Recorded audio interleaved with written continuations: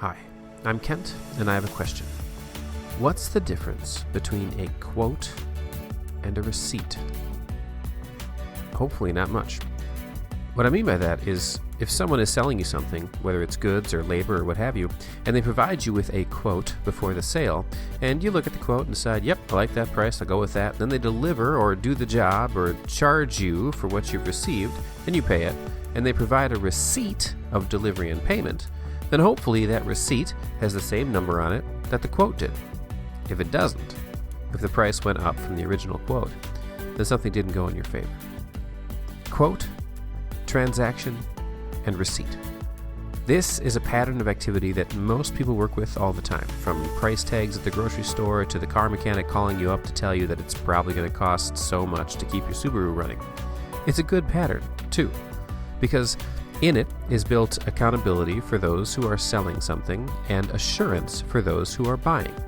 When the quote, transaction, receipt pattern works well, it will show faithfulness on the part of the seller and satisfaction for the buyer. The Bible, as it happens, serves a purpose very similar to those of both a quote and a receipt.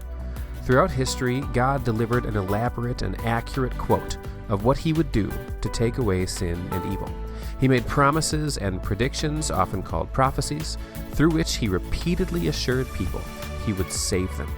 And he elaborated on the details of what he would do to save them, so much so that Jesus Christ ended up fulfilling over 400 specific Old Testament prophecies.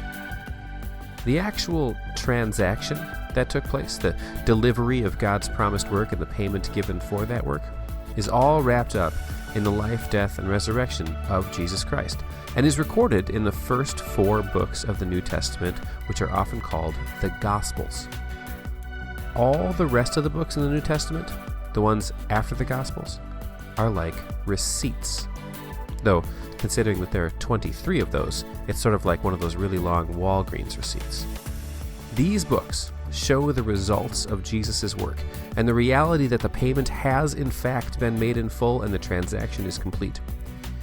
God gives you this. God gives you the Bible to show that he has been faithful in delivering what he promised and that you can be fully satisfied in it.